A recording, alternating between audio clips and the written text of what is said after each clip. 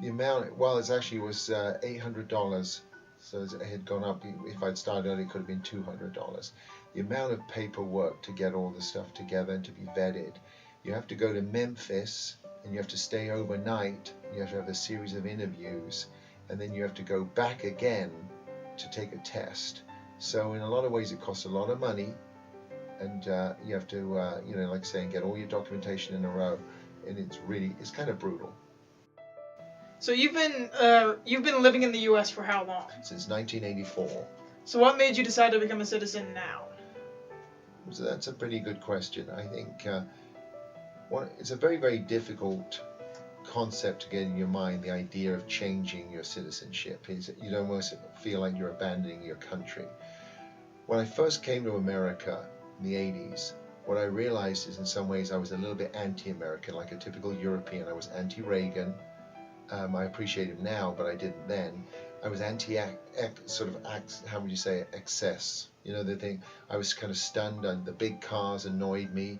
The first time I went in a subway, there was like 20 pieces of meat on a piece of bread, and I just thought it was incredibly excessive. So for some reason, I came with a little bit of a negative attitude.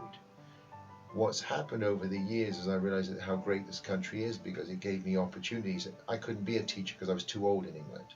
America allowed me to do that. I could go back to school. America, allowed me to do that. And I think in a lot of ways, I realized that this is the place that actually gave me the opportunities to do something I always wanted to do, which was teach after I came out of the military. I was used to the British politicians being better orators in some ways.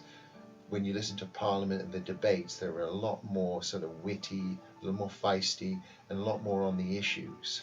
I think, and that what I found here is in a lot of ways I was shocked, I think, because about the amount of money when you start looking at how the amount that goes into politics. Because in Britain, when I was there, you only had people were given time on BBC. They didn't pay for their spots, so they didn't have to raise money.